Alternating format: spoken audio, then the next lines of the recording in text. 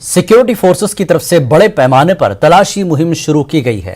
Driver کی گرفتاری کے لیے تلاشی مہم شروع کر دی گئی ہے، جو کل سدھرا میں تصادم کے مقام سے فرار ہو گیا تھا۔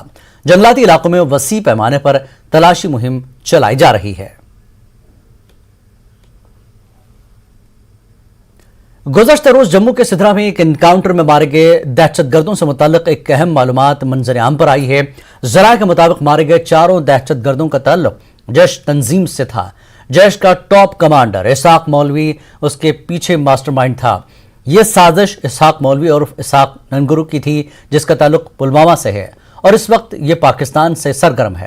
اس کا بھائی ریاض جیل میں ہے۔ اسے 2018 میں بانٹول پلازا انکاؤنٹر میں گرفتار کیا گیا تھا۔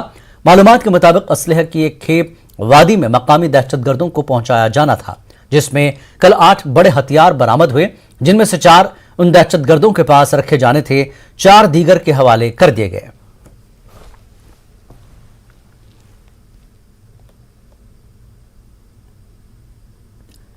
اقوام متحدہ میں ہندوستان کی مستقل نمائندہ روچیرا کمبوج نے دہشت گردی کا مسئلہ اٹھایا۔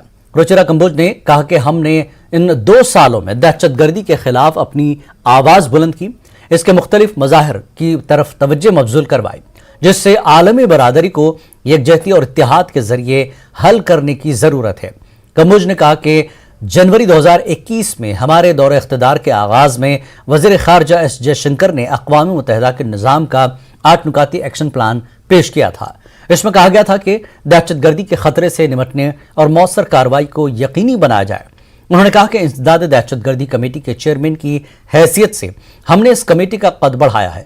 ہندوستان نے اکتوبر میں اقوام متحدہ کی سلامتی کونسل کی CTC کی ایک خصوصی میٹنگ کی میزبانی کی، جس میں کرپٹو کرنسیوں کے ذریعے دہشت گردی کی مالی معاونت اور نئے دور کی دہشت گردی میں ڈرون کے استعمال پر بات چیت کی گئی۔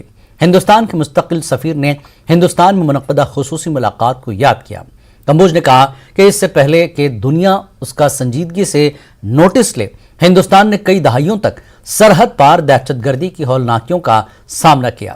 انہوں نے کہا کہ ہم نے بہت سی معصوم جانیں گنوائی ہیں۔ ہم نے دہشت گردی کا مقابلہ زیرو ٹالرنس سے کیا ہے۔ ہم ایسا کرتے رہیں گے، اور جیسا کہ ہمارے وزیر اعظم نے کہا ہے، جب تک دہشت گردی کو جڑ سے اکھاڑ پھینکا نہیں جاتا تب تک آرام نہ کریں۔ So I think we can take several that I can think of. For one, we raised our voice against terrorism through these 2 years, bringing attention to its various expressions which need to be addressed by the international community through solidarity and unity. In October 2022, and as you all know, we brought the Security Council, or should I say the famous horseshoe table, to India for the very first time, adopting the Delhi Declaration, where the Security Council spoke with one voice in countering terrorism in all its forms and manifestations.